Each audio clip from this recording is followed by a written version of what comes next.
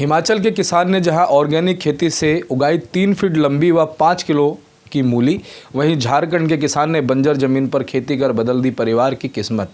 हमारे अन्नदाता यानी देश के किसान अक्सर अपने खेतों में कुछ ना कुछ कमाल करते रहते हैं। हिमाचल के किसान ने भी कुछ ऐसा ही नायाब उदाहरण पेश किया है। बिलासपुर के मलेटा गांव के किसान रामपाल ने 3 फीट लंबी और 5 किलो वजन की मूली उगाकर एक नई मिसाल पेश की है।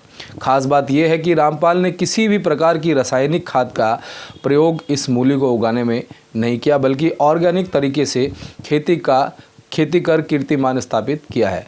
रामपाल ने प्रदेश के अन्य किसानों को भी ऑर्गेनिक खेती करने का संदेश दिया है।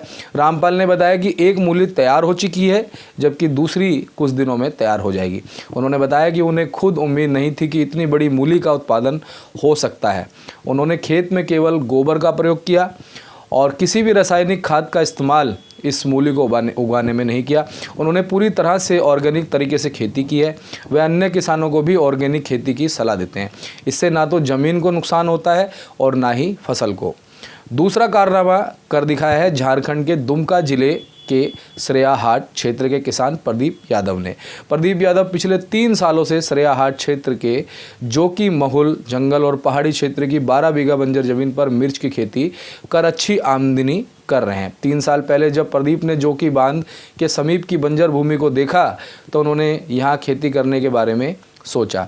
कई महीनों तक विचार विमर्श और लगातार उस क्षेत्र के ज़मीन मालिकों से वार्ता करने के बाद उन्होंने मिर्ची की खेती करने की ठानी। इसके लिए बीज भंडार के दुकानदारों के अलावा कुछ अच्छे किसानों और खेती से जुड़े जानकार लोगों से भी उन्होंने बात कर चीज़ों को समझा।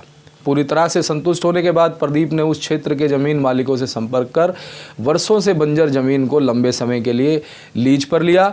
ज़मीन को तैयार कर पहले साल उन्होंने यहाँ मिर्च की खेती शुरू की। शुरुआती दिनों में उन्हें काफ़ी परेशानियों का सामना करना पड़ा। मंडी नज़दीक में नहीं होने के कारण तैयार फसल को दुमका, गोडा, देवघर और अलावे बिहार के पीरपैंती, भागलपुर और पटना की मंडी तक बेचकर बाजार को समझने का प्रयास भी किया। बाद में मंडी की समझ होने के बाद अपने हिसाब से तैयार फसल को बेचना शुरू किया। पहली बार के कठिन परिश्रम के बाद प्रदीप को समझ आ चुका था कि अब मिर्च की खेती किसी भी कीमत पर नुकसान का सौदा नहीं होगी। इसके बाद प्रदीप ने पीछे मुड़कर नहीं देखा।